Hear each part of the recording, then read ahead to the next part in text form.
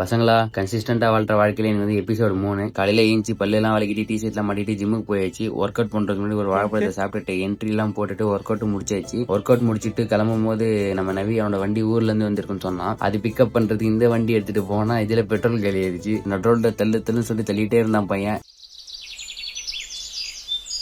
நல்ல வேலை ஒரு அண்ணன் வந்து பெட்ரோல் பங்க் வரைக்கும் வண்டி டோ பண்ணிட்டு வந்தாரு. அந்த அண்ணனுக்கு ஒரு நன்றி. வேற ஹவுஸ்க்கு போயிட்டு அந்த வண்டியை எடுத்துட்டு நாங்களும் ரூமுக்கு வந்துட்டோம். வந்துட்டு மில்ஷேக் அடிச்சு குடிச்சிட்டு காலேஜுக்கு டைம் ஆயிடுச்சு சொல்லிட்டு ஐடி கார்டில் எடுத்து மாட்டிட்டு ட்ரெஸ் எல்லாம் போட்டுட்டு மாமாக்கு ஒரு பாய் சொல்லிட்டு வண்டி எடுத்துட்டு காலேஜுக்கு போயிட்டேன். காலேஜ் ரீச் ஆனாலும் கொஞ்சம் ஒர்க் எல்லாம் இருந்தது. அந்த ஒர்க் எல்லாம் முடிச்சிட்டு மதியம் சாப்பிட போயிட்டோம். போயிட்டு ஆளுக்கு ரெண்டு பரோட்டா அடிச்சு நாக் அவுட் பண்ணிட்டு அதுக்கப்புறம் டிபார்ட்மெண்ட்டுக்கு போனா சூற விட்டாங்க. நம்மள போட்டு அடி அடிச்சு முடிச்சிட்டாங்க. அப்புறம் ஒன்றும் பண்ண முடியாது சொல்லிட்டு காலேஜ் முடிஞ்ச உடனே சரியான பசி. அதனால மோமோஸ் எல்லாம் சாப்பிட்டுட்டு ரூமுக்கு வந்துட்டு இருக்கிற எடிட்டிங் ஒர்க் எல்லாம் முடிச்சிட்டு தூங்கலாங்கிறப்போ நம்ம பசங்க போன் பண்ணி டர்ஃபுக்கு போலான்னு சொன்னானுங்க. நம்ம என்ன பண்ணுவோம், வழக்கமா பண்ற மாதிரி பசங்களை தட்டி விட்டுட்டு தூங்க போயிட்டேன். இன்னைக்கு கரெக்டா வந்த மாதிரி நாளைக்கு கரெக்டா வந்துருங்க. நீங்களும் கரெக்டா வந்துருங்க. டாட்டா.